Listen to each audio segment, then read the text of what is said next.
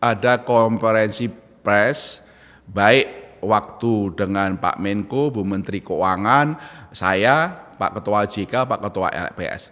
Demikian juga pada saat rapat kerja dengan Komisi 11 pada hari Senin, kami bersama ada rapat Komisi 11.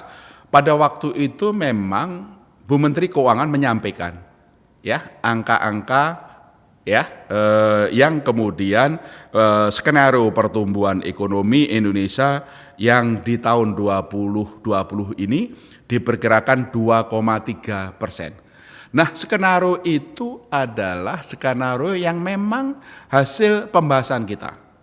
Hasil pembahasan antara Kementerian Keuangan, Bank Indonesia, OJK, dan LPS yang kita rapatkan di akhir bulan Maret itu. Pada waktu itu kita membuat perkiraan-perkiraan atau membuat skenario-skenario berdasarkan informasi dari Satgas yang diperkirakan memang COVID-19 itu bisa mencapai puncaknya Juni-Juli sebelumnya masa daruratnya 29 Mei bisa kepada Juni dan Juli yang itu mendasari skenario berat Skenario berat itu yang menghasilkan 2,3% pertumbuhan ekonomi di 2020. Skenario pertumbuhan kuartal per kuartalnya seperti apa?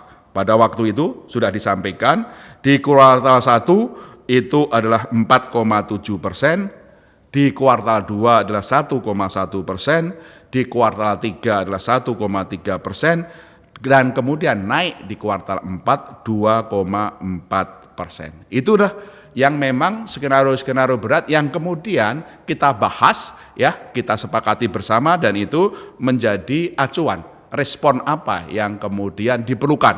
Itulah yang mendasari kenapa perlu ada stimulus fiskal yang membuat defisit fiskal menjadi 5,07% dari PDB atau tambahan dari belanja fiskal 405,1 triliun rupiah yang antara lain untuk mengatasi biaya kesehatan, social safety net maupun untuk pemulihan ekonomi. Itu yang